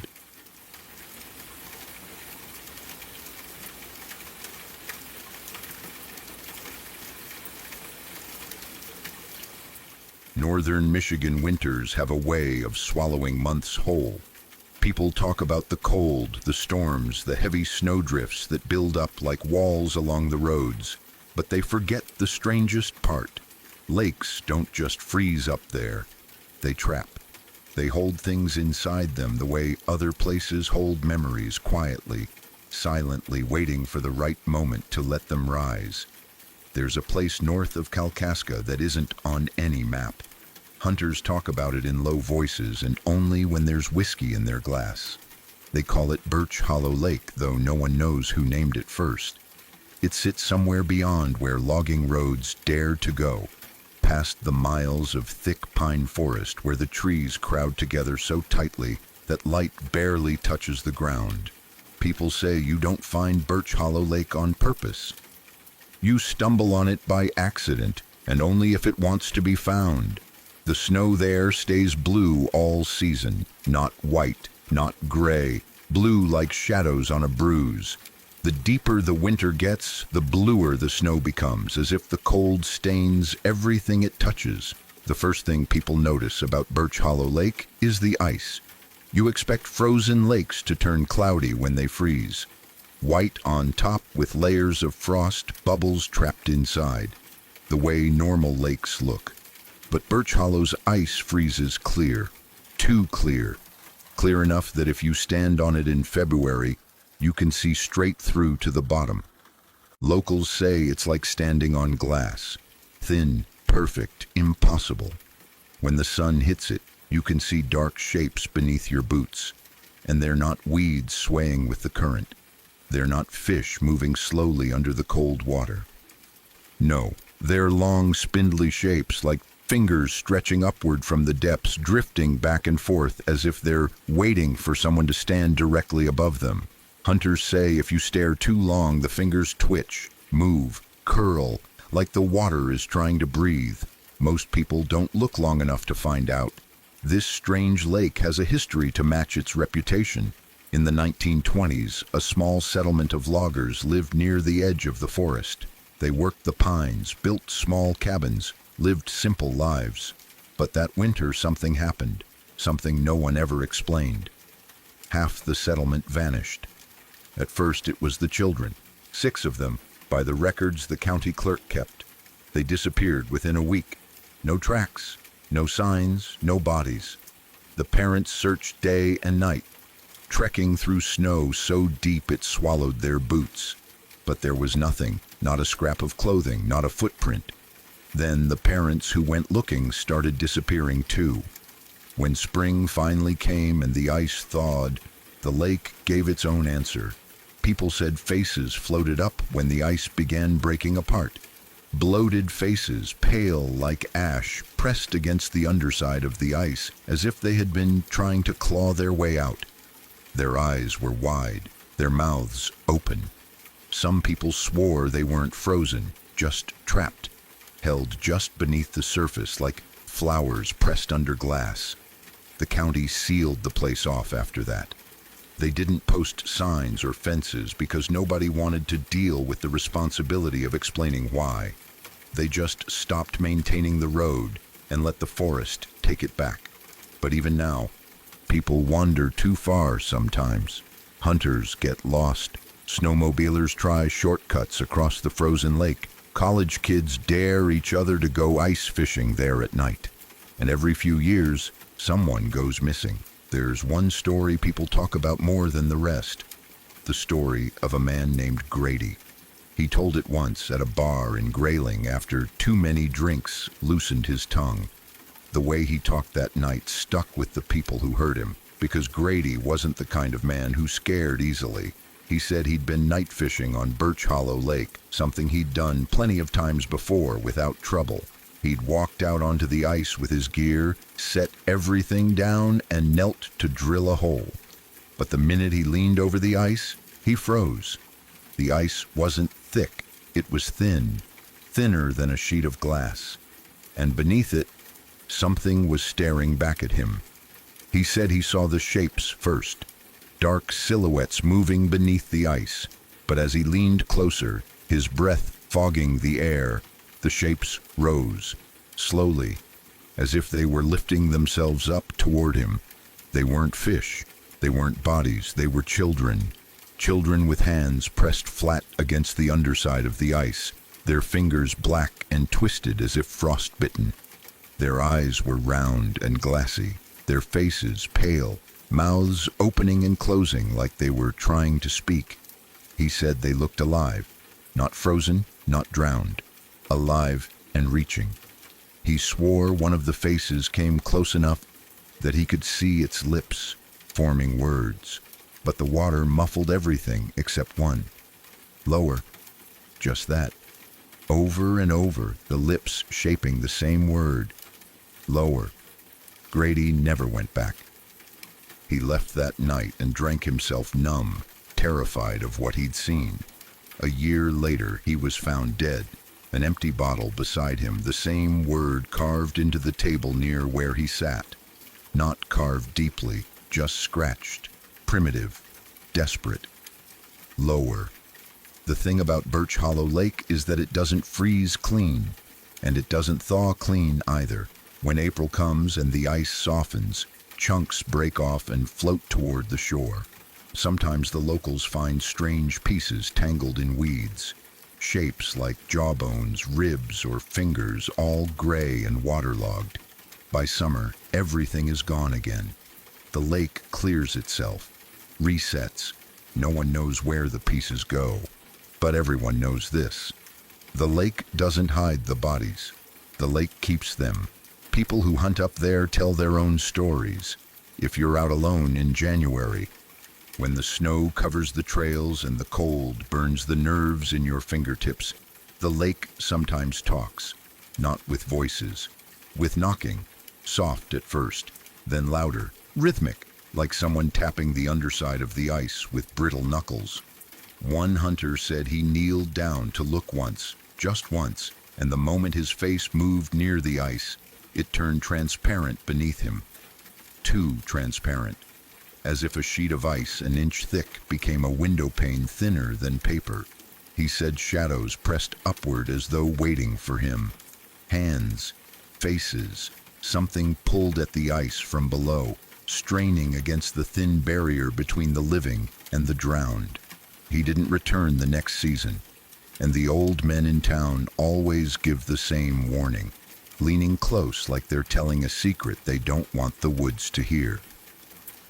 If you hear knocking beneath the ice, don't you dare kneel to look, because the moment you kneel, the ice thins, it cracks, it gives, and whatever has been waiting down there finally gets a chance to rise. And they've been waiting a very, very long time.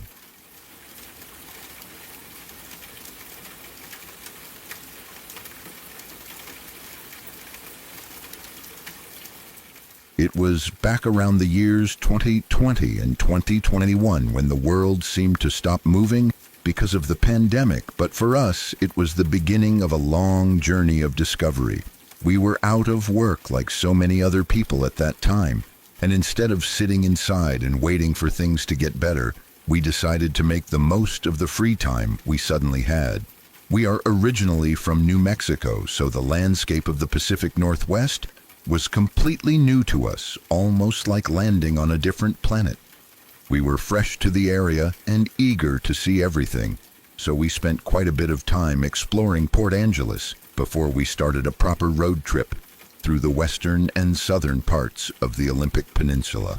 There is a certain magic to that part of the country, with its endless greenery and deep, ancient forests that feel like they have been there since the beginning of time. We stopped in Quileute and eventually made our way to check out Rosario Beach, which was honestly breathtaking. Standing there looking at the water, it felt peaceful, but we knew we had to keep moving. On our way out of that area, we found a quiet, secluded spot just off the main road in the woods. We were hungry and realized we hadn't eaten in a while, so we decided to pull over and make a quick sandwich before tackling the drive south toward the Quinault Reservation. My boyfriend is Quinault Cowlitz, so heading that way feels a bit like going home for him, even though we were just visitors to the specific area we were currently in. By the time we finished eating, the day was starting to fade. It wasn't quite night yet, but the shadows were getting longer and the light had that soft golden quality that happened right before the sun disappeared completely. The trees around us were stunning, incredibly dense and covered in thick layers of moss that glowed in the twilight. We both love nature and feel a deep, almost spiritual connection to it. So when we looked at that beautiful patch of forest, we couldn't resist. We decided to take a little walk, just a short one, to stretch our legs and admire the greenery before getting back into the car for the long drive. At that time of day, with the sun just dipping down, a quick stroll didn't seem daunting at all. We were together and we were used to being outdoors, so we stepped into the tree line without a second thought. As we walked deeper into the woods, the light began to fail much faster than we anticipated. The canopy above us was thick, blocking out the remaining bits of sunlight and turning the forest floor into a place of gray shadows and dark corners. Almost immediately, the atmosphere shifted. It is hard to describe exactly how it happened, but as the last bits of natural light faded into darkness, a heavy and very eerie feeling washed over me. It wasn't just the darkness, it was something in the air itself, a weight that pressed down on my chest. We were walking over what looked like solid ground, but we soon noticed strange depressions in the earth, almost like sinkholes, scattered around the area. We didn't think much of it until my boyfriend took a regular step forward, and suddenly the ground just gave way beneath him. It happened in a split second. One moment he was walking beside me, and the next, His leg had punched through the earth, sinking all the way up to his thigh. Panic flared up in my chest instantly. We got a little freaked out because it wasn't just a stumble. The ground had literally swallowed his leg. I rushed over to help him, grabbing his arm to pull him out. He struggled for a moment, trying to find leverage, but the ground was treacherous. As he managed to pull his leg free, more of the earth crumbled away around the hole. It broadened right before our eyes, revealing a literal pit going straight down into the darkness. It was terrifying to see how unstable the forest floor actually was. The detritus, the layers of decaying leaves, wood, and moss, was so thick and layered that it created a false floor. It made the ground look solid when it was actually extremely soft and fragile, hiding deep pockets of empty space beneath. Realizing that we were walking on top of a honeycomb of unstable earth changed everything. We knew we had to get out of that danger zone as soon as possible. We didn't want to risk one of us falling completely into a hole we couldn't climb out of. So we turned around and started carefully heading back the way we came. The eerie feeling I had earlier accelerated into genuine fear. The environment around us seemed to turn hostile. It was early September and the day had been wonderfully warm, hovering somewhere around 80 degrees or so. But now, deep in these woods, the temperature plummeted dramatically. It wasn't just a cooling of the evening air. It was a sudden, bone-chilling freeze that felt unnatural. I could literally see my breath puffing out in white clouds in front of my face, and I couldn't stop shivering. I tried to tell myself that maybe this was normal for the forest, that the dense trees trapped the cold or something, but deep down, it felt wrong. It felt like the warmth had been sucked out of the world, leaving us in a freezer. We continued on our way back, trying to retrace our steps, but nothing looked familiar. We quickly realized we weren't backtracking properly. We should have reached the car by that point. We had only walked a short distance, maybe 100 or 200 meters from the road, so finding our way back should have been simple. We stopped and tried to pull up Google Maps on our phones to orient ourselves, hoping technology would save us, but of course, we had absolutely no service under that thick canopy of ancient trees. The screen just spun, searching for a signal that wasn't there. We put the phones away and tried to use our eyes and instincts to find something that looked like the path we had taken. We looked for a specific tree, a rock, anything familiar, but the forest all looked the same in the dark. It was an endless wall of mossy trunks and ferns. We really hadn't walked far before we found those sinkholes, so the fact that we couldn't find the road was baffling. It felt like the forest had stretched out while we weren't looking, putting more distance between us and safety. Then the sounds began. I began hearing rustling in the bushes around us. It wasn't the sound of the wind or small animals scurrying away. It sounded heavier, more deliberate. I stopped and whispered to my boyfriend, asking him if he was hearing it too. He nodded and said yes. His voice was low and serious. That confirmation disenchanted me more than the sound itself because it meant I wasn't imagining it. As we started walking again, I stayed as close to him as I physically could, practically stepping on his heels. I kept my eyes glued to the ground, watching exactly where I stepped to avoid another sinkhole, but I let him lead the way. I trusted him to navigate while I tried to keep my panic under control. Every once in a while, I would glance up and check our surroundings, scanning the dark gaps between the trees. I swear, in those moments when I looked up, I was seeing something. There were white, indiscernible shapes moving among the trees, just beyond the reach of our headlamps. They lingered on the perimeter of the light, never fully revealing themselves, but always there, shifting and gliding in the darkness. I tried to rationalize it in my head. I told myself that maybe I was just scared and hallucinating. It was pitch black, and the forest can be incredibly disorienting and play tricks on your mind. Fear creates monsters where there are none, right? but the feeling of being watched was overwhelming. I started to get really deeply scared.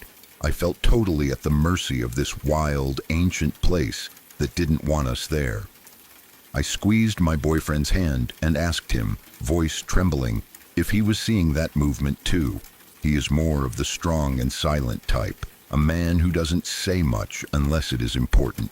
He didn't offer any comfort or denial. He just confirmed that he saw it too. He kept holding my hand tight, his grip firm and grounding. He told me he could see a way out into a clearing ahead and that we just needed to keep moving. He took charge, leading us toward that break in the trees with a determination that was the only thing keeping me from falling apart. We pushed through the brush, ignoring the sounds and the white shapes flitting in our peripheral vision until we finally burst out into a clearing. It turned out to be a work area where the ground was being dug up with large machines. Excavators and heavy equipment sit silently in the night. We stood there for a second, catching our breath, completely confused. We couldn't understand how we had ended up in a construction zone so far from where we parked. It didn't make sense spatially, but luckily, from where we were standing in the clearing, we could see the paved road in the distance. It was the same road we had parked on. Without wasting another second, we beelined for the asphalt, walking as fast as we could until we reached the car. When we finally got inside the vehicle and locked the doors, the relief was so intense it almost made me cry. I felt safe for the first time in what felt like hours. I pulled out my phone again, and since we were out of the dense canopy, the service was available. I looked at the map to see where we were compared to where we started. My jaw dropped. According to the GPS, we had walked about 1 kilometer to get to where we ended up. That was impossible. It hadn't felt like we had walked that far at all, certainly not 1 kilometer. Even stranger, when I looked closely at the map, I saw that there were dirt logging roads between our starting point and the construction site. To get to where we emerged, we would have had to cross those logging roads. We would have had to step over them, walk across them, see them. But we never saw a single road. We had walked through continuous, dense forest the entire time. It was as if we had been transported or walked through a warped version of the woods that bypassed reality. We drove away from that place, and I spent the ride trying to process what had happened. But my boyfriend stayed quiet, focusing on the road. It wasn't until the next morning, when the sun was up and the world felt normal again, that I asked him about what we saw the night before. I needed to know if he had seen the same things I did, or if he had seen more. He hesitated for a moment, then told me that he knew I was really scared at the time, so he didn't want to elaborate on what he was seeing while we were in the woods. He didn't want to panic me further. But now that we were safe, he told me the truth. Apparently, he hadn't just seen vague shapes. He saw 2 or 3 white, kind of hazy-looking humanoid figures. He said they were moving from tree to tree, darting behind bushes, following us the entire time we were walking back. They were stalking us. He described them as having a strange, blurry quality, but they were definitely shaped like people. And it wasn't just the sight of them. He told me he also heard odd noises that I hadn't picked up on. He described it as a human vocalization, but wrong. It sounded like someone saying, ah, ah, ah, really quickly, but high-pitched and semi-feminine. It wasn't loud, just a persistent, quiet, chattering sound. He tried to imitate it for me, and the sound sent a chill down my spine. I honestly don't know how else to describe it, other than how he mimicked it. I realized then that while I was focused on the ground and my own fear, he had been fully aware that we were being hunted. I hadn't heard that specific noise, but to be fair, my own breathing was so heavy and my heart was pounding so loudly in my ears that I probably drowned it out. I always feel safe with my boyfriend. We have been together for 10 years now, and I have absolutely no doubt he would do whatever was necessary to protect us. but hearing his description made me wonder, how do you even protect yourself from something like that? It wasn't an animal or a person, it was something else entirely. Something that lived in the sinkholes and the moss. And speaking of the sinkholes, I still can't wrap my head around them. I didn't know sinkholes just existed out in the forest like that, waiting to swallow people up. When I tried to look it up later, I couldn't really find much online about sinkholes in Washington, which just adds to the mystery. It was a beautiful trip, but that night in the woods is something that will stay with me forever, a reminder that there are things in the wild that we don't understand, and sometimes the forest watches you back.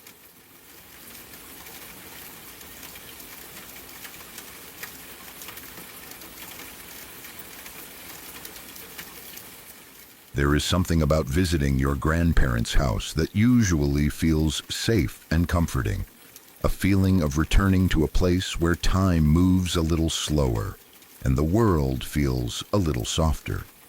I have been going to my grandma's house my entire life, and for the most part, it holds wonderful memories for me. However, there is a shadow over those memories, a persistent and terrifying occurrence that happens every single time I stay there.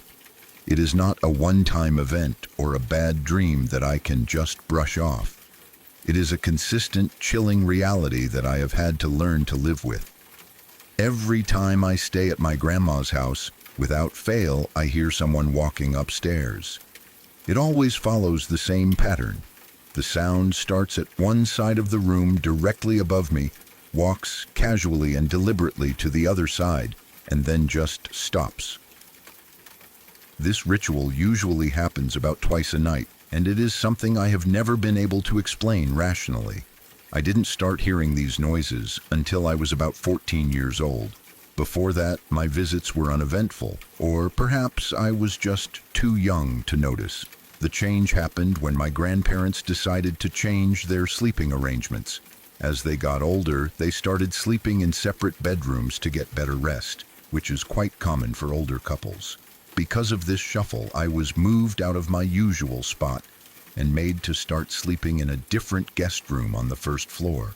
Both of their rooms are also on the first floor, so we were all on the same level, which should have made me feel safe. But the geography of the house is important here. The room they moved me into wasn't just any room. It was the room situated directly beneath a part of the house that has always disenchanted me. To give you a little backstory, I have always had a deep, irrational fear of the downstairs at their house. I don't know exactly why it started or where the fear came from, but ever since I was a little kid, that upper floor has completely freaked me out. Even now, at 23 years old, I refuse to go up there alone.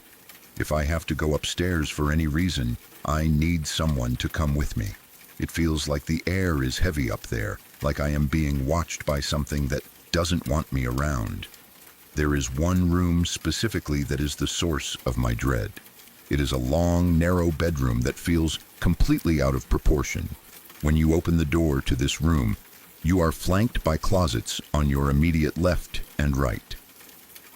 The bed is placed roughly in the middle of the room, looking lonely in the empty space, and there is a single window on the far side opposite the door. Growing up, my grandparents told me stories about the history of the house, which probably fueled my fear. They told me that the previous owners had sons who occupied that long, narrow room. These boys claimed that at night they will see a gorilla come out of one of the closets. They said it would dance around the room in the dark and then go back into the closet before disappearing. As a child, you hear a story like that, and it sounds almost funny or ridiculous, just a weird tale about a gorilla. I thought nothing of it for years, dismissing it as just a silly story kids tell to scare each other. I didn't think about it at all until the day I had to start sleeping in the guest room on the first floor. It took me a moment to realize the spatial layout of the house, but when I did, my blood ran cold. The new room I was sleeping in was directly below that scary long bedroom upstairs.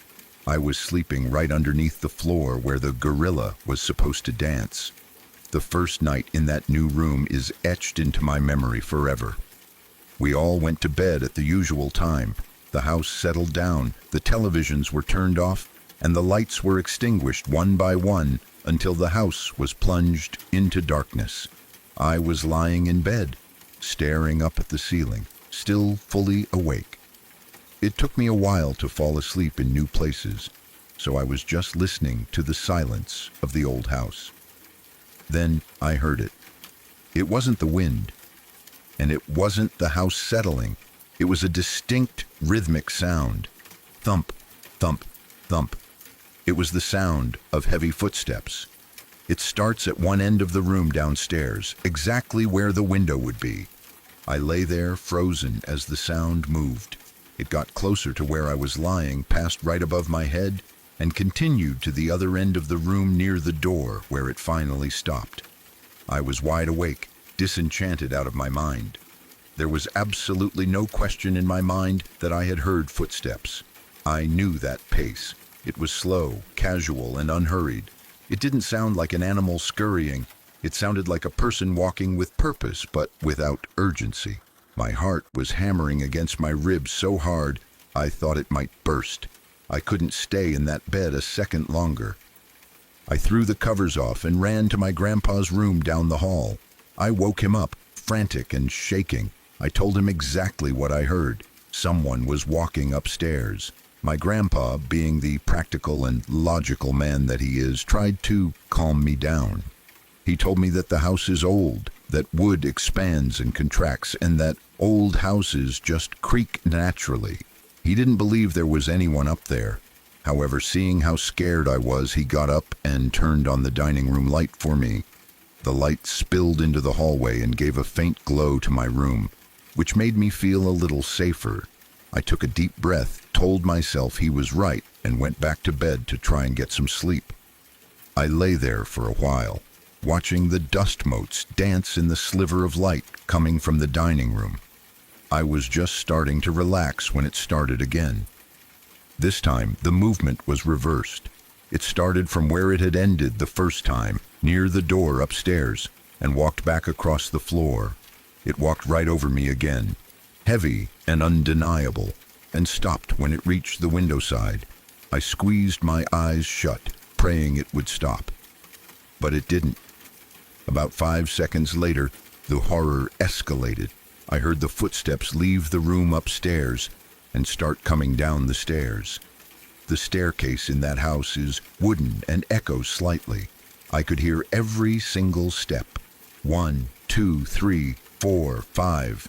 Distinct footfalls descending toward the main floor. Then there was a brief silence as the walker reached the landing, the place where the stairs turn. My breath caught in my throat. Then it continued. 6, 7, 8, 9, 10, and silence again as it reached the first floor. I was absolutely frozen in shock. My body refused to move. Whatever it was no longer separated from me by a ceiling. It was on my floor of the house. It was standing in the same hallway that connected to my room, and sadly, it seemed completely unaffected by the dining room light that my grandpa had turned on for my protection. I was staring at the doorway to my room, my eyes wide and straining against the dim light. The dining room light was shining in, casting long, strange shadows. My fear was so intense that my vision began to distort. The edges of the room seemed to warp and bend, and I felt dizzy, like I was going to pass out. I couldn't bear to look at the empty doorway anymore, disenchanted of what might step into view. I pulled the heavy blankets over my head, hiding myself in the darkness of the bedding.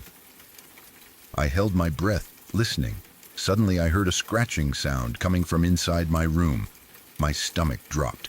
I knew exactly where that sound was coming from. It was coming from my grandpa's gun case, a large wooden cabinet that stood in the corner of the room.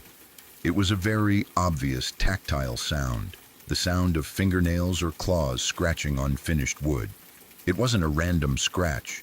It was deliberate. I heard long, slow scratches dragging down the front of the gun case door.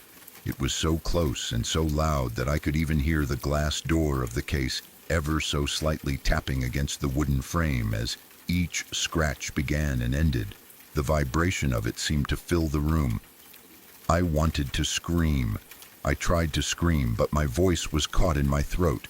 I opened my mouth and nothing came out but a dry rasp. I took a second to force myself to breathe, inhaling deeply, and then I let out a loud, piercing scream that tore through the silence of the house. Within seconds, I heard the heavy thud of footsteps again, but this time they were real. My grandpa had jumped out of bed and made it to my room in record time. He flipped on the main light, and the room was suddenly bright and normal. The scratching stopped instantly. I was crying, hysterical, trying to explain what had just happened, but the relief of seeing him was overwhelming. Needless to say, even after seeing my state of terror, he still didn't believe me. He checked the gun case, checked the hall, and found nothing. He told me it was a nightmare or just the house noises again. Since he wasn't going to stay with me and I was too disenchanted to be alone, I did what unusual, disenchanted person would do. I improvised. I took a sheet and draped it over the side of the bed, creating a curtain that blocked my view of the room. Then I grabbed my pillows and blankets and crawled underneath the bed. I slept on the floor, squeezed into the tight space between the mattress and the carpet. I wrapped myself tight in a comforter like a burrito, put on my noise-canceling headphones, and turned my back to the door. I figured that if there was going to be a party of ghosts in my room, I wouldn't see it, I wouldn't hear it, and I wouldn't know about it. I stayed under there for the rest of the night, drifting in and out of a restless, afraid of sleep. The next morning the sun was shining and the house felt different as it always does in the daylight. We were sitting at the breakfast table, and my grandpa told my grandma about what had happened the night before. He recounted my screaming and my claims of footsteps and scratching, using a tone that suggested I had an overactive imagination.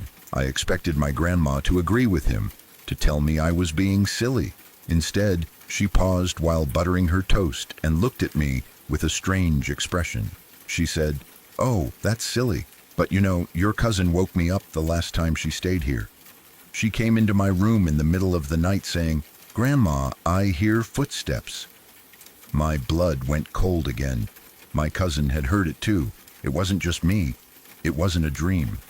My grandma's casual comment validates everything I had felt the night before. I didn't feel triumphant, though. I just felt more afraid. I slept under the bed for the rest of my week-long stay with them. I couldn't bring myself to sleep on top of the mattress, exposed to the open air of that room. I have stayed at their house countless times since that happened. It has been years, and I am an adult now, but the fear hasn't faded because the activity hasn't stopped. I hear the footsteps every single time I visit. It is part of the routine of staying there. I have graduated from sleeping under the bed, mostly because I don't fit as well as I used to, so I sleep on top of the bed now, but I have strict rules for myself. I always keep my back to the door so I never have to look at the open room. I always sleep with headphones on, playing music or white noise loud enough to drown out the sound of the ceiling creaking above me. I haven't heard it come down the stairs since that first terrifying night, and I pray I never do again. If it ever decides to walk down those steps and enter my room again, I don't want to know.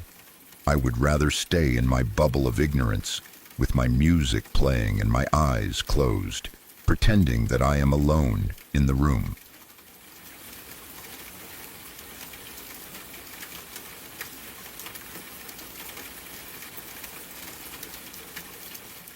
When I was about 8 years old, I spent one full month during the summer at my aunt and uncle's house.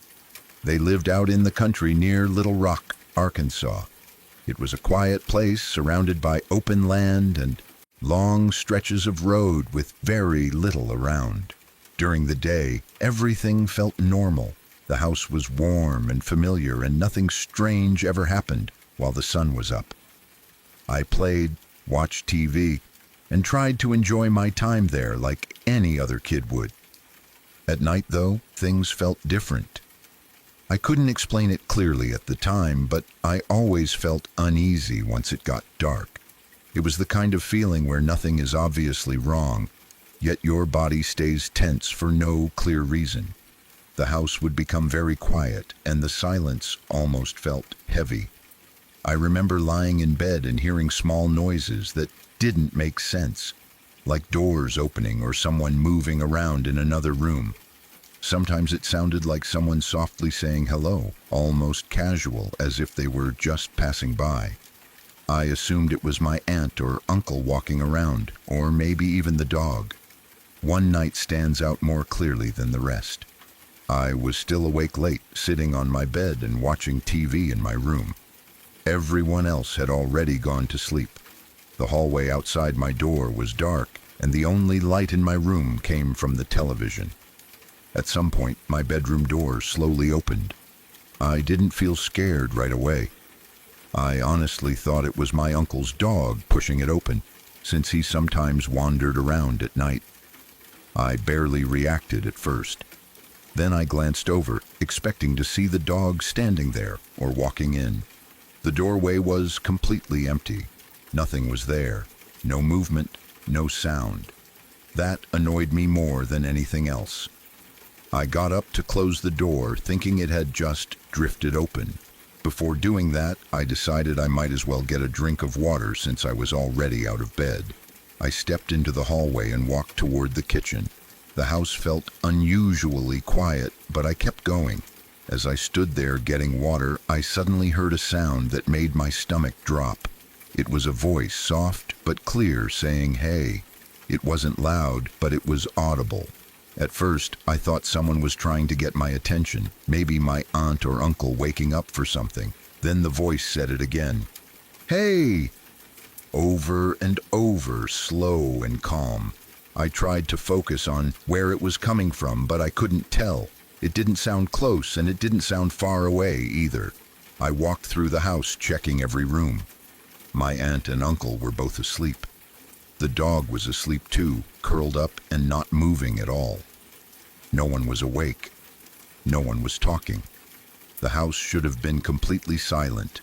That's when fear really set in. My chest felt tight and my heart was beating fast.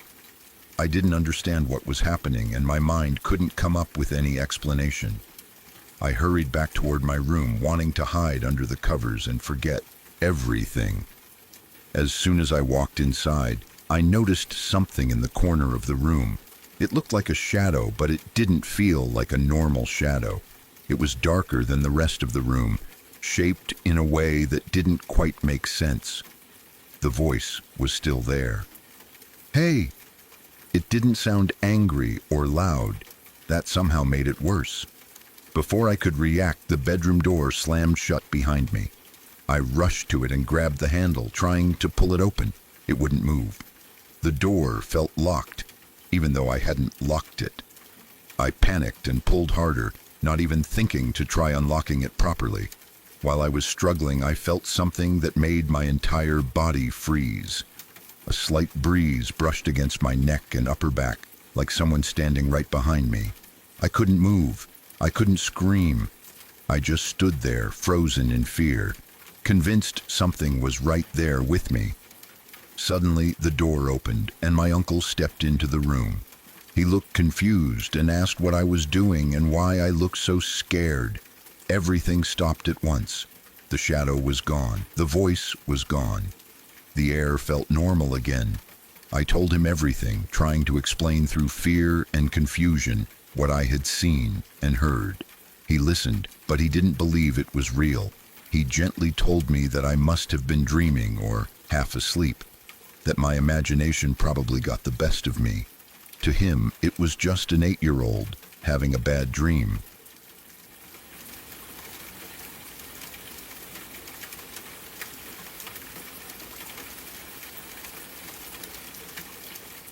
If you're still here, it means these stories didn't just pass through you, they stayed. Every story you heard tonight was real. Real people, real moments, And in every one of them, something went wrong, or almost did. If you want to keep exploring the stories that don't let go so easily, subscribe to Shadow Archives, because there are more stories waiting, and not all of them end before it's too late.